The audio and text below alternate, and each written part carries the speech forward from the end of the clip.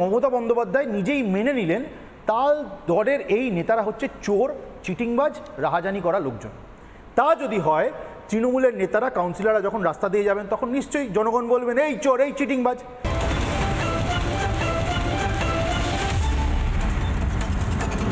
শুনেনি mutation online করা হয়েছে, কিন্তু কাজ সময় মতো হচ্ছে না। অনলাইনটাকে অ্যাভয়েড করে কিভাবে দিয়ে দেওয়া হচ্ছে পারমিশন? যার আছে সে পেয়ে যাচ্ছে, যে দিতে পারছে, আর নেই সে পাচ্ছে না, তাকে হ্যারাস হতে হচ্ছে। বাড়ি ভেঙে পড়লে দোষ হচ্ছে আমাদের, করবার সময় কেউ দেখার থাকছে না।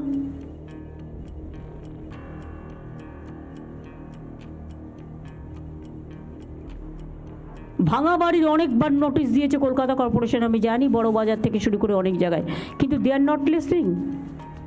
ওদের বলতে হবে, তাহলে তোমাকে এফিডেভিট করে বলতে হবে যে আমার কোনো ঘটনা ঘটলে সরকার দায়ী নয়। একটা কিছু তো করতে হবে। যে বাড়ি ইচ্ছা মতো সরু পিলারে করে পালিয়ে যাচ্ছে আর বাড়ি ভেঙে পড়ছে, সেখানে তো একটা অ্যাকশন থাকা দরকার। এমনকি নবান্নর পাশে, এটা আমি অফিসারকে আই মাস্ট অ্যাপ্রিসিয়েট, সে আটকানো সত্ত্বেও রথিন পারমিশন দিয়ে চলে গেছে, চারিদিকে বিল্ডিং তুলে দিয়েছে। বাবু ইচ্ছা মতো বাড়ি করেছেন, 3000 ইনলিগাল লোক নিয়েছেন। আর অরূপ, গৌতম, তোমরা যারা এখানে আছো, নন্দিতা তুমিও বাদ নাও, বালির এমএলএও আছে, কিন্তু তোমাদের আমি বারবার বলবো, don't interfere in the business of development. নবান্নের চারপাশে কিছুটা এলাকা 1 কিলোমিটার পর্যন্ত G+4 বিল্ডিং করা নিষিদ্ধ করা হয়েছে, তাও হচ্ছে। সবই বিল্ডিং পাস করবার জন্য, প্ল্যান পাস করার জন্য ব্যস্ত, কারণ টাকা পাবে। বিধাননগর, নিউ টাউন সহ বিভিন্ন জায়গায় বেআইনি নির্মাণ করে আবার ইলেকট্রিক কানেকশানও পেয়ে যাচ্ছে। ইলেকট্রিক কানেকশান দেবার আগে, ফায়ার লাইসেন্স দেবার আগে আমি একটা দেখব না?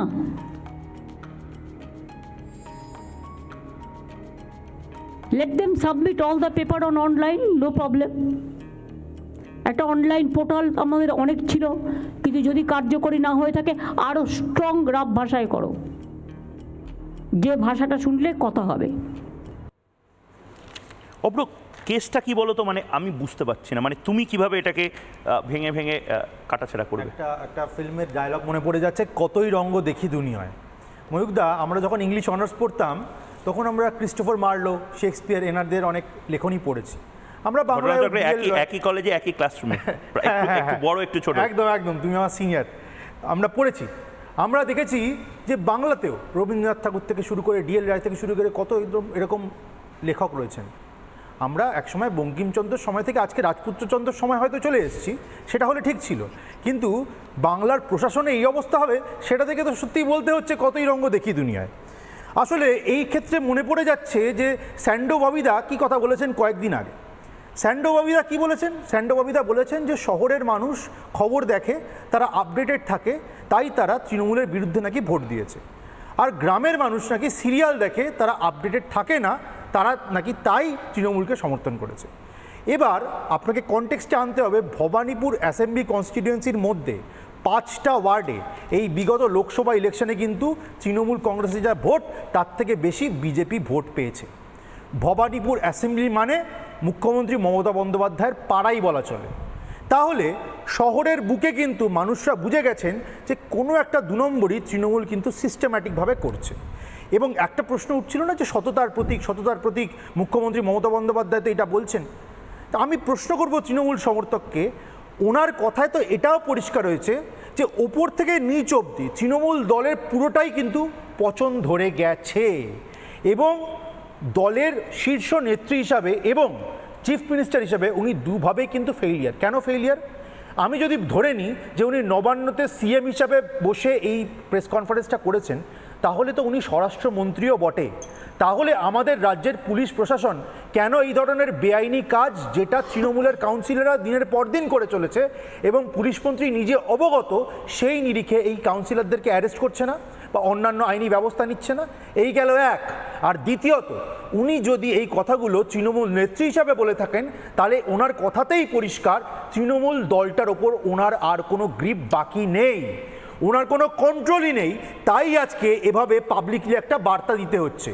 কিন্তু এটা কিন্তু বৃথা চেষ্টা, তৃষ্ণা মেটাবারে। আমি আবার কেন নাট্যকারদের কথা দিয়ে শুরু করেছিলাম বা লেখকদের কথা দিয়ে শুরু করেছিলাম, কারণ মুখ্যমন্ত্রী মমতা বন্দ্যোপাধ্যায়, যিনি ডিলিট পেয়েছেন সাহিত্য চর্চার জন্য, উনি একটা খুব সুন্দর নাটক তৈরি করেছেন। উনি এই ধরনের একটা গিমিক করবেন, প্রেসকে ডেকে এই ধরনের কথা বলবেন, কিন্তু অন দ্য গ্রাউন্ড কোনো পরিবর্তনই হবে না। যেরকম চলছিল সেরকমই চলে যাবে, মানুষজন আবার ভুলে যাবে, এই সিস্টেমেই চলবে। এটা তো হতে পারে না। আরেকটা জিনিস, উনি কি বলছেন, নবান্নর 1 কিলোমিটারের মধ্যে নাকি এই জিনিসটা হয়। যদি আজকে দাঁড়িয়ে নবান্নর 1 কিলোমিটারের মধ্যে এই জিনিস হয়, তাহলে পুরো রাজ্যে কি অবস্থা। আর আরেকটা কথা বলে আমি শেষ করব, আমাদের এই রাজ্যে যে দলটা রয়েছে তৃণমূল কংগ্রেস, এরা কিন্তু আন্তর্জাতিক খ্যাতিসম্পন্ন তোলাবাজ। আমি একটা স্পেসিফিক ইনসিডেন্ট তুলে ধরছি। আজ থেকে কয়েক বছর আগে এই স্টুডিও থেকে খুব দূরে নয়, বিধানসভা মিউনিসিপ্যালিটির মধ্যে একজন কাউন্সিলর ছিলেন যিনি এইভাবে তোলাবাজি করেছিলেন। সেই তোলাবাজির খবর মুখ্যমন্ত্রী ওইভাবে জানতে পারেননি। কিভাবে জানতে পেরেছিলেন? মুখটা শেষ করতে দাও। বাংলাদেশের প্রাইম মিনিস্টার ফোন করে জানিয়েছিলেন আমাদের রাজ্যের চিফ মিনিস্টারকে।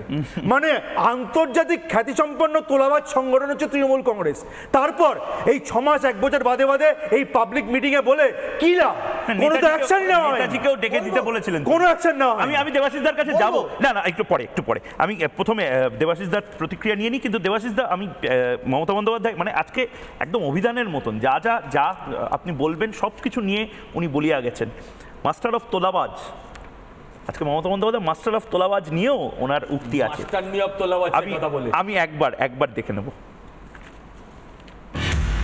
এবং আমাদেরও কিছু কিছু লোক আছে, তারাও যাতে ইডি সিবিআই না ধরে, বিজেপি তো ভয় দেখায় কতগুলো আছে, তারা সবচেয়ে বেশি টাকা তোলে, টাকা তোলার মাস্টার হয়ে গেছে। আমি টাকা তোলার মাস্টার চাইছি না, আমি জনসেবক চাইছি। যারা পারবেন তারা করবেন, আগামী দিন তারাই টিকিট পাবেন। আর যারা করবেন না, I will throw them out. এখানে আমি কোনো কারো কথা শুনবো না, সে যত বড়ই নেতা নেত্রী হোক, এটা মাথায় রাখতে হবে। অব্র মানে এই কথাগুলোই তো বলে এসেছি, খোলা তার চলবে না, ক্যাম্পেইন করেছে রিপাবলিক বাংলা। আজ মমতা বন্দ্যোপাধ্যায় এগুলো বলছেন। আমি মুখ্যমন্ত্রী মমতা বন্দ্যোপাধ্যায়ের কথা থেকে দুটো ইনফারেন্স টানতে পারছি। এক হচ্ছে তৃণমূলের নেতারা, তৃণমূলের কাউন্সিলররা সব হচ্ছে কচি খোকা। তাহলে তার যদি হয়, রাস্তার মানুষ যখন কাউন্সিলর বা তৃণমূলের নেতারা যাবেন তখন বলবেন যে খোকাবাবু যায়, তৃণমূলের জুতো পায়। এইটা একটা হতে পারে। আর ওনারা কি চুরি চিটিংবাজি করছে সেটা ভুলে যান, ওনারা খোকা। আর আরেকটা ইনফারেন্স হতে পারে যে মমতা বন্দ্যোপাধ্যায় নিজেই মেনে নিলেন তার দলের এই নেতারা হচ্ছে চোর, চিটিংবাজ, রাহাজানি করা লোকজন। তা যদি হয়, তৃণমূলের নেতারা, কাউন্সিলররা যখন রাস্তা দিয়ে যাবেন তখন নিশ্চয়ই জনগণ বলবেন এই চোর, এই চিটিংবাজ। দুটো ইনফারেন্সই কিন্তু মুখ্যমন্ত্রী মমতা বন্দ্যোপাধ্যায়ের কথা থেকেই আসছে। আইদার সে কচি খোকা, নয়তো সে মার্কা মারার চোর। বেশ, তা যদি হয়, দুটো ইনফারেন্স থেকে একটা ইনফারেন্সে আমরা আসতে পারি যে এই দল কোনো পৌরসভায় বা এই রাজ্যে ক্ষমতা থাকার যোগ্য নয়, একটা অযোগ্য দল, আদ্যপান্ত ইনকম্পিটেন্ট দল। এদের